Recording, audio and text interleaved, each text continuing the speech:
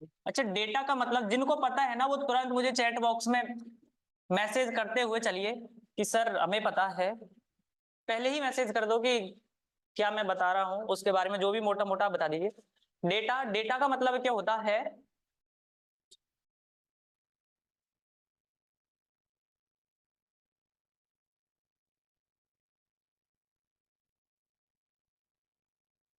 Information,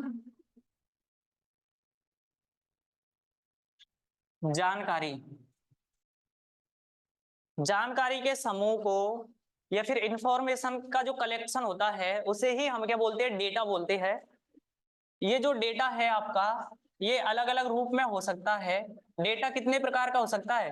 कोई numerical data हो सकता है। न्यूमेरिकल डेटा जैसे कोई दुकान है, उस पे जो माल आ रहा है जा रहा है, ठीक है, मालों का जो उत्पाद होते हैं उनका मूल्य हो सकता है। और आपका कोई मोबाइल नंबर हो सकता है न्यूमेरिकल, ठीक है, किसी चीज की प्राइस हो सकती है, ये न्यूमेरिकल डेटा हो गया। आपका कोई टेक्स्ट हो सकता है,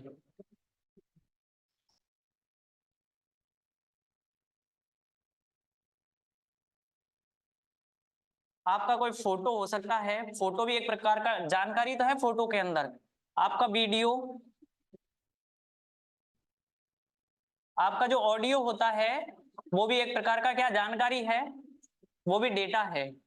आपकी जो टेक्स्ट के प्रकार में भी क्या हो सकता है? डेटा हो सकता है। जैसे आपकी बुक, नोटबुक, उसके अंदर भी जानकारी होती है, वो भी एक प्रकार का डेटा है। तो डेटा मतलब इंफॉर्मेशन, जानकारी का सेट, कलेक्शन, इंफॉर्मेशन का जो कलेक्शन होता है वही क्या है? डेटा है। और जो ये जो इंफॉर्मेशन है किस किस रूप में हो सकती है? न्यूमेरिकल हो सकती है, टेक्स्ट के रूप में हो सकती है, फोटो, वीडियो, ऑडियो, मतलब मीडिया के प्रकार में भी हो सकती है। इसे ही हम डेटा कहते हैं। तो डेटा एंट्री क्या होती है? एंट्री एक प्रकार की काम करने की प्रक्रिया है। डेटा एंट्री काम करने की एक प्रक्रिया है, प्रोसेस है, जिसके अंदर हमारे पास में उपस्थित फिजिकल डेटा को कंप्यूटर के अंदर किसी सॉफ्टवेयर के अंदर डेटा को क्या करते हैं? इनपुट करते हैं। वही क्या होता है? डेटा एंट्री होती है। किसके अंदर करते हैं हम डेटा एंट्री? कंप्यूटर के अंदर किसी सॉफ्टवेयर में करते हैं डेटा को एंटर, वही डेटा एंट्री होती है। अच्छा, कंप्यूटर शब्द आया हमारा यहाँ पे,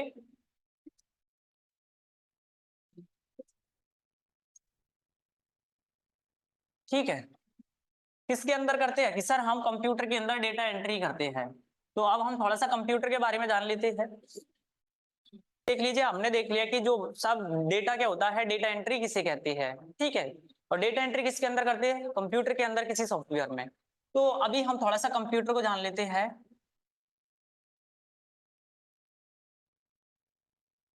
अच्छा, कंप्यूटर क्या है फिर?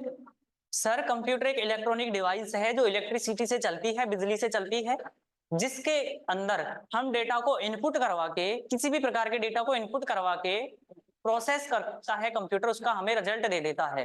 कंप्यूटर कुछ इस प्रकार काम करता है। कंप्यूटर एक इलेक्ट्रॉनिक डिवाइस है जिसके अंदर हम किसी भी प्रकार के डेटा को प्रोसेस करवा के रिजल्ट प्राप्त कर सकते हैं, ठीक है। कंप्यूटर की फुल फॉर्म क्या होती है? देखो, ये जो अगर आप चैट जीपीटी का यूज करके फुल फॉर्म ढूंढोगे तो थोड़ा अलग आपको बताएगा। वो पी का मतलब, जो कंप्यूटर का मैं पी है ना इसका मतलब, और आप गूगल पे सर्च करोगे तो एक शब्द थोड़ा अलग बताएगा आपको। कॉमन, सी का मतलब होता है कॉमन, ऑपरेटिंग मशीन, पर्पज या फिर purposely use for technical, educational and research. मतलब इसकी फुल फॉर्म से ही जो इसका नाम है उससे काम का पता चल रहा है कि एक ऐसी कॉमन मशीन है जिसका हम किस क्षेत्र में यूज करते हैं, किस पर्पज से कर सकते हैं, टेक्निकल क्षेत्र में कर सकते हैं या फिर करते हैं, एजुकेशन के क्षेत्र में करते हैं और रिसर्च के क्षेत्र में करते हैं। जो ये कंप्यूटर है इसके जो मेन कंपोनेंट होते हैं,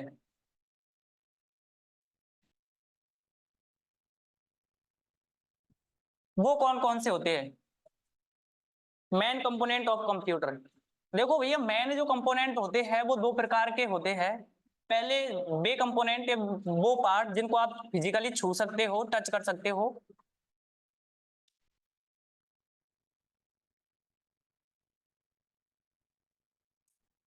हार्डवेयर, और दूसरे सॉफ्टवेयर, ठीक है। हार्डवेयर और सॉफ्टवेयर कंप्यूटर के दो मेन कंपोनेंट है। जिनको पता है वो जवाब देते चलिए, टीना बहुत बढ़िया। आप जवाब दे रहे हो, बाकी और भी आप सभी जवाब दो जिनको पता है, आपने क्लास अटेंड कर ली है, ठीक है। तो हार्डवेयर कितने प्रकार के होते हैं, ये हम कैसे डिवाइड करेंगे? देखो भैया, जो हमारे हार्डवेयर है अगर हम उनको क्लासिफाई करना चाहते हैं तो वो हम कंप्यूटर के वर्क करने के आधार पर ही उनको डिवाइड करेंगे, क्लासिफाई करेंगे, वर्गीकृत करेंगे। कैसे? जैसे हमारा कोई कंप्यूटर है वो किस प्रकार काम करेगा, जैसे ये हमारा एक कंप्यूटर है, समझ लो। अब कंप्यूटर कैसे काम करेगा कि इसके अंदर हमने कोई जानकारी भेजी, जानकारी मतलब किसी प्रकार का डेटा अंदर भेजा, इनपुट करवा दिया,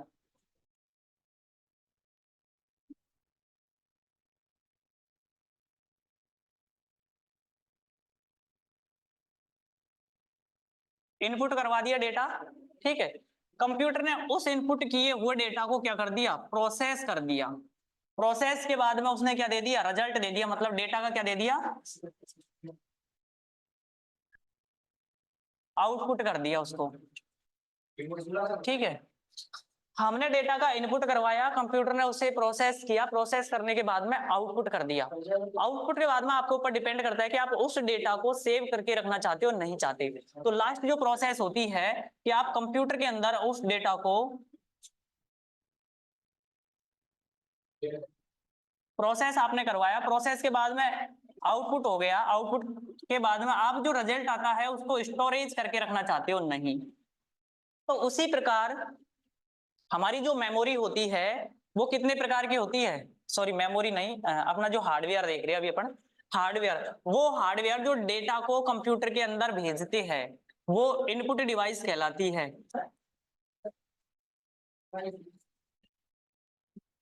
देखो डिवाइस मतलब उपकरण, चाहे आप हार्डवेयर बोलो या फिर डिवाइस बोलो, कंप्यूटर के वे पार्ट या फिर वो हार्डवेयर जो डेटा को कंप्यूटर के अंदर भेजने का काम करते हैं, कौन सी डिवाइस कहलाती है, इनपुट डिवाइस कहलाती है, या फिर इनपुट हार्डवेयर कहलाते हैं।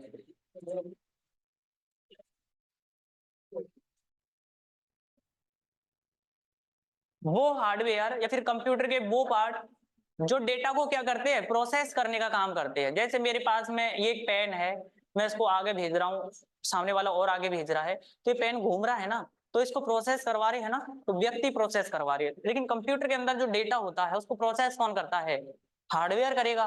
तो जो हार्डवेयर इस काम को करता है, प्रोसेस करने का काम करता है डेटा को, वो कौन सी डिवाइस कहलाती है, प्रोसेसिंग डिवाइस कहलाती है। तो दूसरे हार्डवेयर कौन से हो गए, वो हार्डवेयर जो डेटा को क्या करवाते हैं, प्रोसेस करवाते हैं।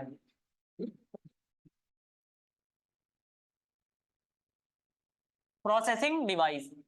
तीसरे हार्डवेयर, वो हार्डवेयर जो कंप्यूटर के द्वारा प्रोसेस किए हुए डेटा को यूजर तक पहुंचाते हैं या जो कंप्यूटर को चला रहा है उस तक पहुंचाते हैं, आउटपुट डिवाइस कहलाती है।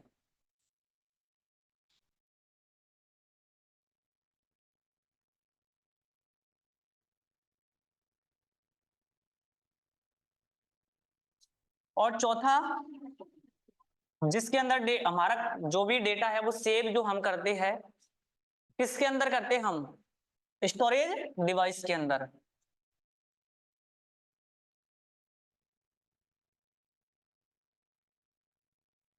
तो ये समझ में आया, हार्डवेयर कितने प्रकार के होते हैं हमारे काम करने के आधार पर, 4 प्रकार के हार्डवेयर होती है।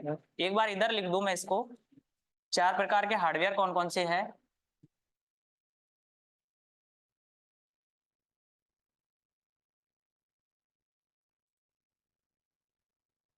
पहले हो गए हमारे जो डेटा को क्या करवा रहे हैं, इनपुट करवा रहे हैं।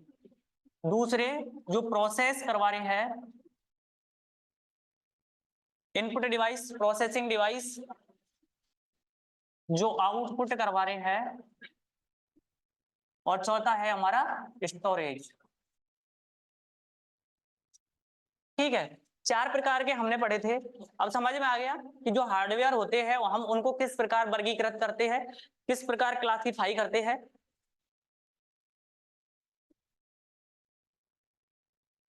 किसी को दिक्कत है समझने में, डेटा क्या होता है, डेटा एंट्री क्या है, कंप्यूटर क्या है, कंप्यूटर कैसे वर्क करता है। कंप्यूटर 3 स्टेप में वर्क कर दिया, इनपुट ले लिया, आउटपुट प्रोसेस करके आउटपुट दे दिया। चौथा हमारे ऊपर डिपेंड करता है कि हम उसे सेव करना चाहते हैं उस आउटपुट को या नहीं करना चाहते हैं। ठीक है। अब इनपुट डिवाइस में कौन कौन सी है, आप कंप्यूटर को निर्देश कैसे कैसे दे सकते हो। कंप्यूटर के अंदर कुछ क्लोज करना है, ओपन करना है ना, किसी फाइल का रीनेम करना है, तो वो सब कैसे करोगे आप? एक तो होता है हमारा माउस और दूसरा होता है इनपुट डिवाइस में एक माउस है, दूसरा कीबोर्ड है, तीसरा कौन सा है? स्कैनर है। बाकी और भी बहुत सारे जो है वो इनपुट डिवाइस के उदाहरण होते हैं। ठीक है, एग्जांपल के लिए 3-4 मैंने लिख दिए। प्रोसेसिंग डिवाइस में आप सीपीयू लिख दो, प्रोसेसर लिख दो, क्योंकि सीपीयू के अंदर ही क्या होता है, एक अलग अलग प्रकार के डेटा होता है। देखो, फोटो होता है, उनके लिए ग्राफिकल प्रोसेसिंग जो डिवाइस होती है वो उत्तरदायी होती है। वीडियो को प्रोसेस करवाने के लिए अलग प्रकार का प्रोसेसिंग डिवाइस होती है। तो आप यहाँ पे सीधा लिख दो CPU, central processing unit. CPU का क्या करता है? डेटा को प्रोसेस करवाने का काम करता है। या फिर आप प्रोसेसर भी लिख दोगे सीपीयू की जगह तो कोई दिक्कत नहीं, प्रोसेसर का ही दूसरा नाम क्या है? सीपीयू है। आउटपुट डिवाइस में जैसे आप मेरी जो आवाज आप सुन रहे हो ना, वो किसके द्वारा सुन रहे हो? स्पीकर के द्वारा। तो स्पीकर क्या है? आउटपुट डिवाइस हो गया। आपका जो मॉनिटर होता है वो क्या है? एक प्रकार का आउटपुट डिवाइस है। और क्या है? स्क्रीन आपके आउटपुट डिवाइस है, हेडफोन आउटपुट डिवाइस है आपका। ठीक है, जो यूजर तक चीजों को पहुंचाता है। अब आता है स्टोरेज। स्टोरेज जो होता है, सीडी हो गया, डीवीडी, पेन ड्राइव,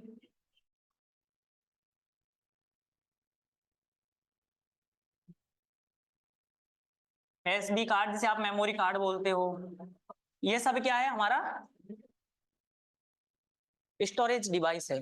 यहां तक किसी को दिक्कत? ये अपना पहले हो चुका था।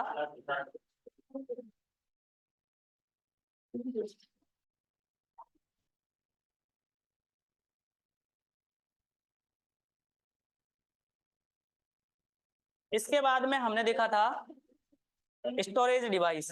अच्छा, मेरी आवाज तो आ रही है ना आपके पास? एक बार आप बता दो कि सर आवाज आ रही है, और जो नए ज्वाइन हुए थे वो बता दो कि आपको समझ में आ रहा है नहीं आ रहा, क्योंकि ये चीजें हमने पहले पढ़ा चुके हैं, हम इसलिए इनको रिपीट कर रहे हैं। चलो ठीक है। अब देखो भैया क्या होता है, एक तो होता है कंप्यूटर का ब्रेन, माइंड, जैसे हमारा माइंड है। दूसरा है कंप्यूटर की याददाश्त। तो जो कंप्यूटर का ब्रेन है, याददाश्त है, जो कंप्यूटर की याददाश्त है वो क्या होती है? स्टोरेज डिवाइस होती है, मेमोरी होती है। तो थोड़ा हम कंप्यूटर की मेमोरी के बारे में जान लेते हैं। देखो, अभी हम हार्डवेयर पढ़ रहे हैं खाली, सॉफ्टवेयर को भी हमने जाना ही नहीं है। सॉफ्टवेयर तो अलग हिस्सा है कंप्यूटर का, तो वो अभी हम जानेंगे आगे। हार्डवेयर को जान लेते हैं। हार्डवेयर 4 प्रकार के पढ़े: input device, output device, processing device और स्टोरेज डिवाइस। थोड़ा स्टोरेज को हम डिटेल से जान लेते हैं। ठीक है, अब आप बताओ, जो कंप्यूटर की मेमोरी होती है वो कितने प्रकार की होती है? जो पुराने स्टूडेंट हैं जिन्होंने क्लास ले ली है,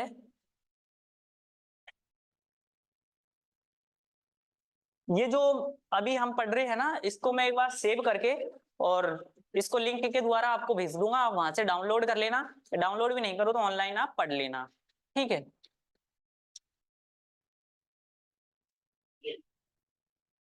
अंकित गुप्ता का आया है रैम रोम, बहुत बढ़िया। टीना टीना का बढ़िया जवाब आया है, प्राइमरी मेमोरी, सेकेंडरी मेमोरी 2 प्रकार की होती है। पायल, चलो ठीक है, आपको प्रकार भी बता देने हैं, है ना? वो आपके मैसेज भी देखने होते हैं नीचे, तो इसलिए मैसेज भी देख लेता हूँ आपके। तो देखो, प्राइमरी और सेकेंडरी अलग अलग प्रकार की मेमोरी होती है। पहली मेमोरी प्राइमरी मेमोरी।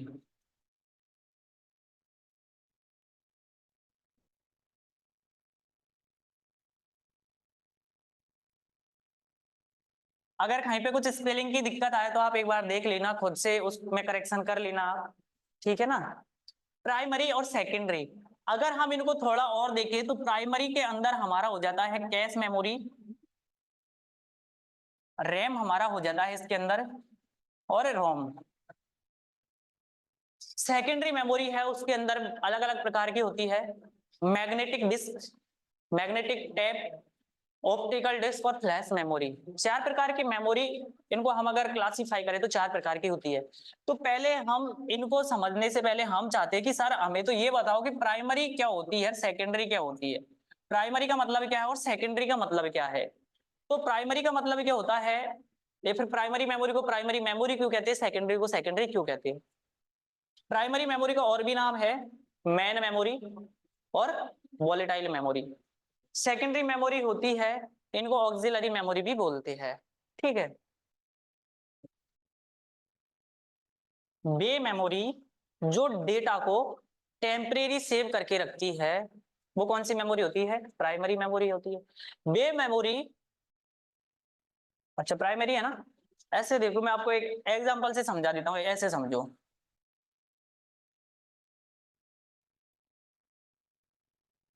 प्राइमरी और सेकेंडरी समझ लेते हैं। अच्छा, सीपीयू को तो सब जानते हो ना, जो डेटा को प्रोसेस करने का काम करता है, प्रोसेसिंग डिवाइस जो होती है। ठीक है। प्रोसेसिंग डिवाइस जो डेटा को प्रोसेस करता है, जो भी आप निर्देश देते हो उस निर्देश की पालना करता है। ठीक है, वो कौन होता है? सीपीयू। अब हमारे पास में एक है प्राइमरी मेमोरी, और दूसरा क्या है? सेकेंडरी। वे मेमोरी जो डेटा को प्रोसेस होने के लिए सीधा ट्रांसफर कर देती है, कहां पर? वे मेमोरी जो डेटा को सीधा ट्रांसफर कर लेती है प्रोसेस होने के लिए, किसके साथ में? सीपीयू के साथ में, प्रोसेसर के साथ में। कौन सी मेमोरी कहलाती है? प्राइमरी मेमोरी कहलाती है। वे मेमोरी जो अपने डेटा को प्रोसेस करवाने के लिए किसी दूसरी मेमोरी के ऊपर डिपेंड नहीं होती, प्राइमरी मेमोरी कहलाती है। ठीक है, समझ में आ गया प्राइमरी को प्राइमरी क्यों कहते हैं? सेकेंडरी मेमोरी वे मेमोरी जिसके अंदर जो डेटा होता है, उस डेटा को प्रोसेस करवाने के लिए वो डिपेंड होती है किसके ऊपर? प्राइमरी मेमोरी के ऊपर। वे मेमोरी जो अपना डेटा को प्रोसेस करवाने के लिए किसी दूसरी मेमोरी के ऊपर डिपेंड होती है, कौन सी मेमोरी कहलाती है? सेकेंडरी मेमोरी कहलाती है। ये चीज समझ में आई आपको? प्राइमरी मेमोरी को प्राइमरी मेमोरी क्यों कहते हैं, सेकेंडरी को सेकेंडरी क्यों कहते हैं? उसका मुख्य कारण यही है, क्योंकि जो सेकेंडरी मेमोरी है वो सीधा डेटा का प्रोसेसर के पास में, जो सीपीयू है उसके पास में लेन देन नहीं करती है, प्रोसेस करवाने के लिए नहीं करती है। वो डिपेंड होती है किसके ऊपर? वो डिपेंड होती है प्राइमरी मेमोरी के ऊपर। इसलिए जो प्राइमरी को प्राइमरी कहते हैं, सेकेंडरी को सेकेंडरी कहते हैं। ठीक है, इतना किसी को कोई दिक्कत नहीं है? ये हमने पहले देख लिया था पिछली क्लास में। अब हम थोड़ा सा और देख लेते प्राइमरी के बारे में।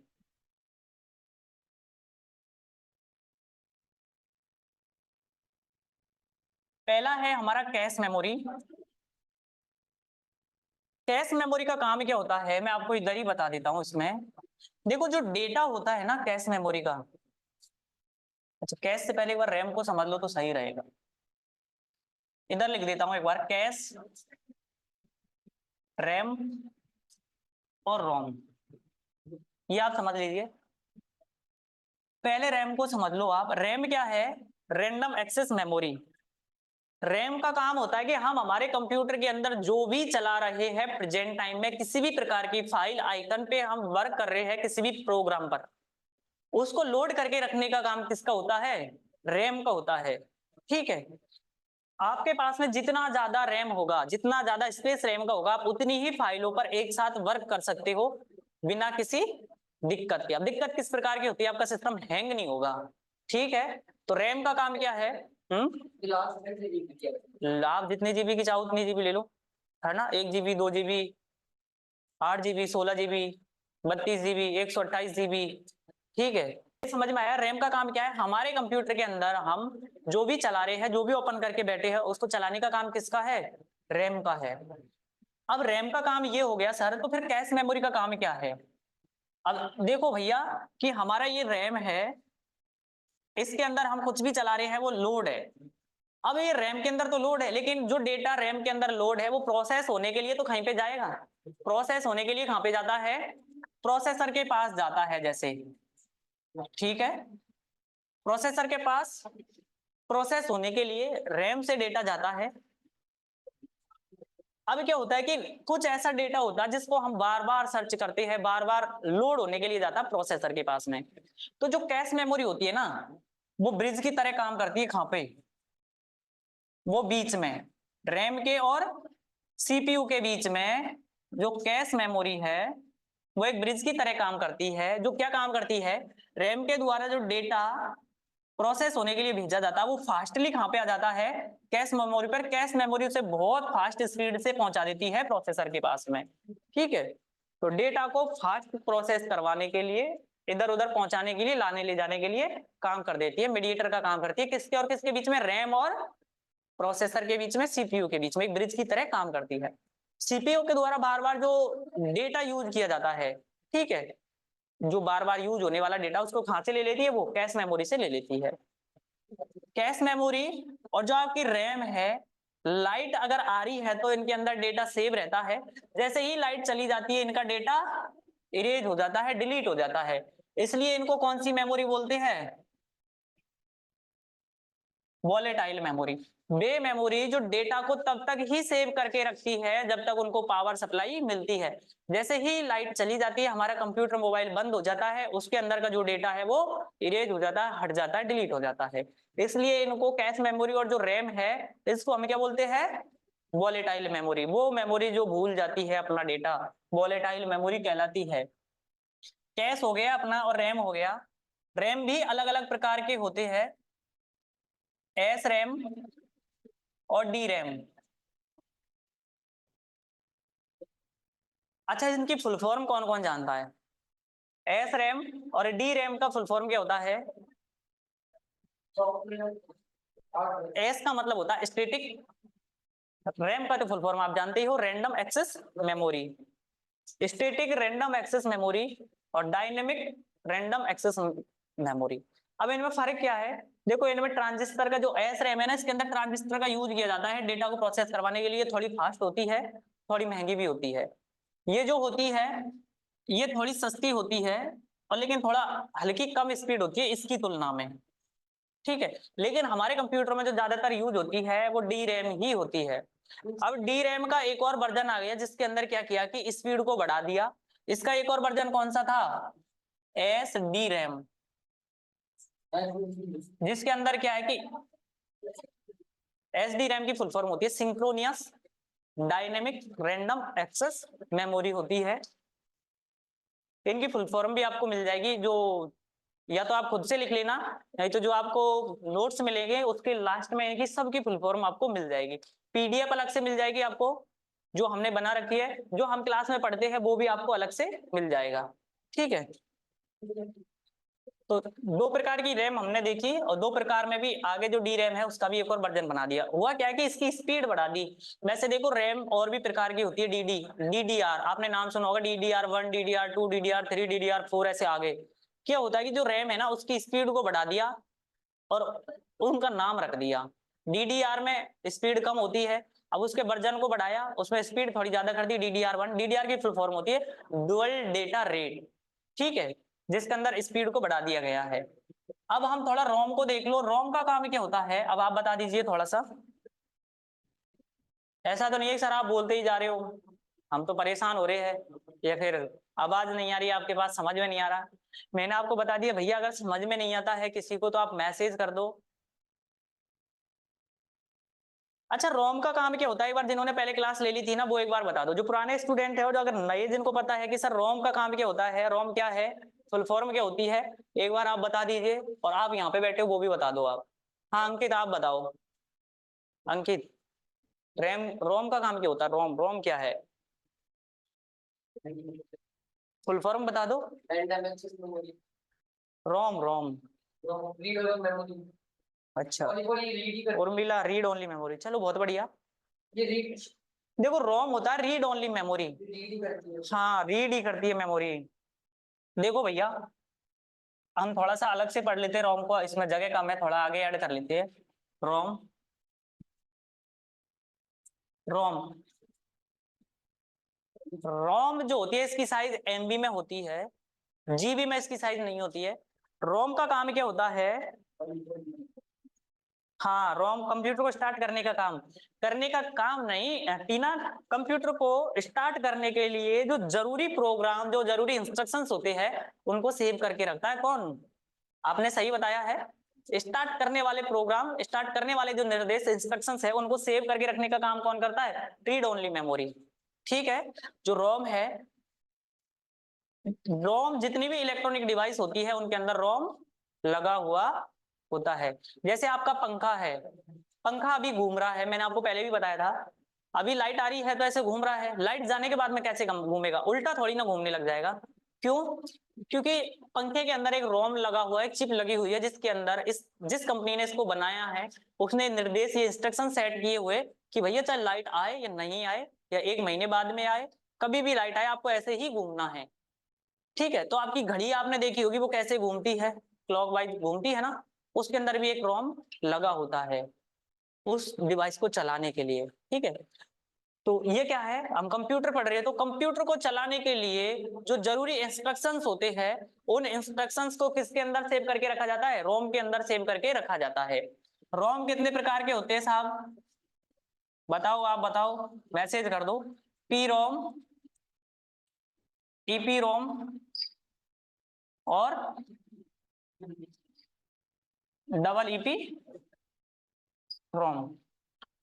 देखो रोम का काम तो वही है, ठीक है, रीड ओनली मेमोरी, मेमोरी को रीड करने का, उन इंस्ट्रक्शंस को खाली सेव करके रखने का, उनको रीड करके रखने का। जो पी रोम है, अब देखो क्या हुआ था कि वो रोम है उसके अंदर कुछ चेंजेस नहीं कर पा रहे थे, लेकिन जरूरत पड़ी, जरूरत टाइम के अकॉर्डिंग जरूरत पड़ती है ना, तो कुछ प्रोग्राम ऐड करने की जरूरत पड़ी कि साहब इनके अंदर हम कुछ और ऐड कर सके डेटा। पहले तो था कि एक बार ऐड कर दिया तो और दोबारा नहीं कर पाएंगे, फिर और नया रैम बनाया जिसके अंदर हम प्रोग्राम कर सकते थे डेटा को, तो वो हो गया programmable read only memory. Programmable read only memory, ऐसा रोम जिसको हम प्रोग्राम कर सकते हैं, खाली प्रोग्राम कर सकते हैं, उसके डेटा को मिटा नहीं सकते, वो पी रोम होता है। ठीक है, आगे है ईपी रोम, इरेजेबल मतलब जिसको मिटाया जा सकता है, प्रोग्रामेबल जिसके अंदर दोबारा डेटा ऐड किया जा सकता है, रीड ओनली मेमोरी मतलब ये ऐसा रोम और बना दिया, एक और रोम का प्रकार जिसके अंदर हम डेटा को इरेज भी कर सकते हैं और प्रोग्राम भी कर सकते हैं। इसके अंदर हम एक बार इरेज कर देंगे और 2 बार डेटा को प्रोग्राम किया जा सकता है। अब इरेज किसकी सहायता से करते हैं? अल्ट्रा वायलेट विकिरणों की सहायता से ईपी रोम का डेटा इरेज किया जाता है।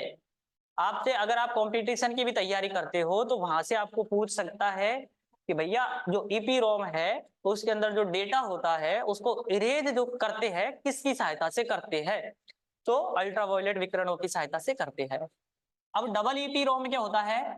Electrically erasable programmable read only memory, मतलब electrically erasable programmable read only memory.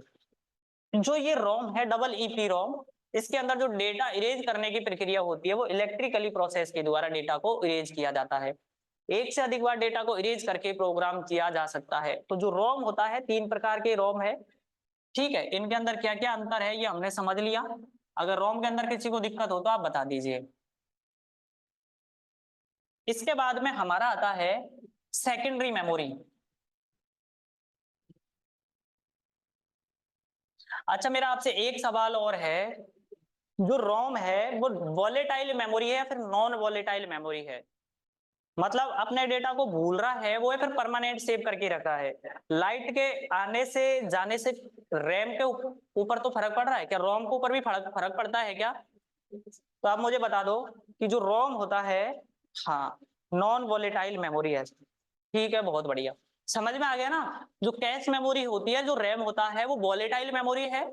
ये भी आपसे पूछ सकता है कि वॉलेटाइल मेमोरी के उदाहरण कौन कौन से है, या निम्न में से वॉलेटाइल मेमोरी कौन कौन सी है?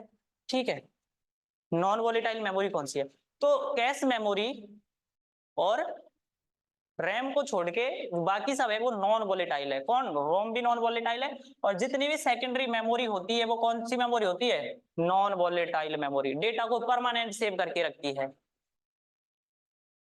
अच्छा, सेकेंडरी मेमोरी के अंदर कौन सा डेटा सेव होता है?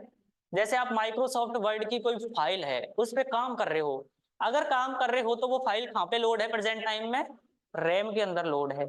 जैसे ही आप उसे सेव कर देते हो, सेव करने के बाद में वो कहाँ चली जाती है? सेकेंडरी मेमोरी के अंदर आ जाती है। अब आपके कंप्यूटर में सेकेंडरी मेमोरी कौन सी लगी हुई है उसके ऊपर डिपेंड करता है कि आपने क्या लगा रखा है सेकेंडरी मेमोरी में। अगर आप इनको क्लासिफाई करोगे तो और अलग अलग प्रकार की होती है, मैंने आपको बताया था। मैग्नेटिक टैब, आपने वो कैसेट टाइप देखी होगी ना, पहले स्टार्टिंग में जो स्पीकर आते थे उनमें कैसेट डालते थे, गाने सुनते थे, ठीक है, उनके अंदर वो रील घूमती थी। अगर उसमें 10 गाने हैं तो 10वें गाने को सुनना है तो 1 से 10 तक लगातार सुनना पड़ेगा, स्पीड बढ़ा के आगे पीछे जा सकते हो, तो वो होता है मैग्नेटिक टैब। आगे है आपके मैग्नेटिक डिस्क, मैग्नेटिक टैब के बाद में मैग्नेटिक डिस्क जिसमें हार्ड डिस्क, ठीक है, फ्लॉपी डिस्क वगैरह ऐसे होते हैं। तो मैं आपको सारा एक साथ ही बता दूं यहाँ पे, तो आप ये जो होता है ना आपका सीडी, डीवीडी, आपका हार्ड डिस्क ड्राइव, आपकी एसएसडी, पेन ड्राइव,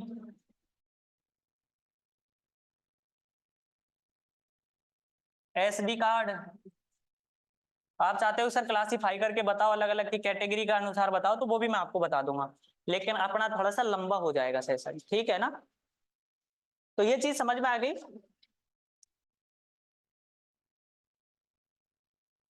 ब्लू रे डिस्क, बीआरडी, आगे और भी होती है, ठीक है। अब थोड़ा सा एक छोटी सी चीज है ये और समझ लेते हैं, लास्ट अपना जो थ्योरेटिकल चैप्टर है उसका आज का। हमारा कंप्यूटर जो होता है किस चीज को समझता है, हमारा डेटा जो फ्लो होता है एक जगह से दूसरी जगह पर, जैसे आप यूट्यूब पे वीडियो देख रहे हो, किसी प्रकार का डेटा आप डाउनलोड कर रहे हो, वो किस प्रकार फ्लो होता है, या फिर हमारा कंप्यूटर किस चीज को समझता है। पहले भी बता दिया था आपको, जो नए हैं जिनके लिए दोबारा रिवीजन कर रहे हैं, रिपीट कर रहे हैं चीजों को, वो एक बार बता दीजिए।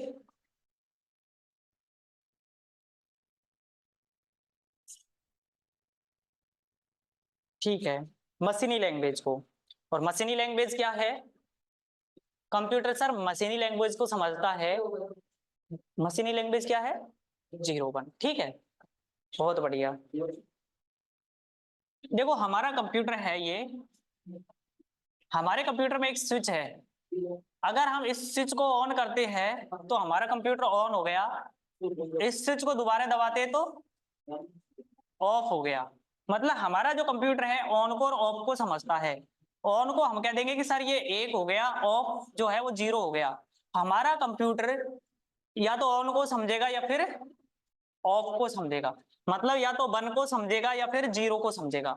ये जो ऑन ऑफ है ये 0 और 1 है, इसे ही हम बिट कहते हैं, ठीक है। इस 0 1 और ऑन ऑफ को ही हम क्या कहते हैं, बाइनरी नंबर कहते हैं। देखो ये चीजें रिपीट लास्ट बार हो रही है, इसके बाद में कभी रिपीट नहीं होगी, आपको मिल जाएगी, नोट्स मिल जाएंगे, आपको रिकॉर्डेड वीडियो मिल जाएगी, कोई दिक्कत नहीं है। तो बाइनरी नंबर, इसे ही हम मशीनी लैंग्वेज कहते हैं। अब ये सारी चीज क्या है, अगर आपसे पूछे साहब कंप्यूटर किसको समझता है, हमारा कंप्यूटर ऑन ऑफ को समझता है, 0 या 1 को समझता है, इसे ही मशीनी लैंग्वेज कहते हैं, इसे ही बिट कहते हैं, इसे ही बाइनरी नंबर कहते हैं, ठीक है। अब ये बिट क्या है, ये हमारी जो मेजरमेंट यूनिट होती है ना, ऐसे समझो कि मेजरमेंट यूनिट है कि हमारे कंप्यूटर के अंदर कितना डेटा है कितना नहीं है, कितनी स्पीड से कंप्यूटर वर्क कर रहा है, वो इस यूनिट की सहायता से ही हम पता करते हैं। अगर हम इस यूनिट के क्रम को बढ़ा दें तो बिट से बड़ा एक और होता है निबल, इससे बड़ा फिर आ जाता है हमारा बाइट, इससे बड़ा फिर आता है केबी, ठीक है, केबी से बड़ा क्या होता है एमबी, एमबी से बड़ा जीबी, ठीक है। और आगे है जीबी से आगे टीबी है, टेराबाइट है, और भी आगे है पीबी है, ईबी है। तो फिलहाल इतना देख लो आप। तो ये जो है ये सब क्या है, कंप्यूटर मेजरमेंट यूनिट है, जिसकी सहायता से हम कंप्यूटर कितना फास्ट वर्क कर रहा है, कंप्यूटर की मेमोरी के अंदर कितना डेटा सेव है, वो सब पता कर सकते हैं। ये कैसे आई, ऑन ऑफ 0 1 को बिट कह दिया, बिट का जो ग्रुप है उसको हम थोड़ा बड़ा करते हुए चलते हैं, तो हमें लास्ट में क्या मिल जाता है, ये यूनिट्स निकल के आ जाती है हमारे सामने। जैसे 100 ग्राम को बढ़ाकर हम 1000 ग्राम कर दे तो 1 किलो हो गया, 1000 ग्राम 1 किलो हो गया, तो ऐसे हम 100 किलो कर दे तो क्या हो गया, 1 क्विंटल हो गया। तो इसी प्रकार कंप्यूटर के अंदर मेजरमेंट यूनिट है ये। यहाँ तक किसी को दिक्कत नहीं है ना, किसी को दिक्कत।